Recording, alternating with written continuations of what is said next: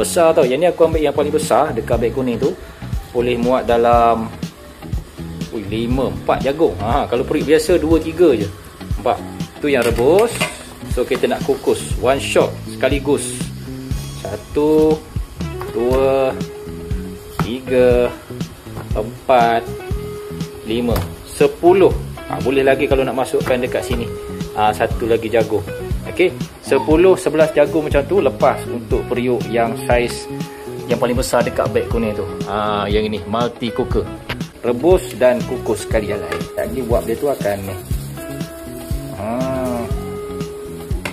Tunggu 10 minit. Okey, jom kita tengok hasil dia. Yang kukus ni dah masak belum? Oi, nampak macam dah masak tu. Shiny guys. Jadi elok ni.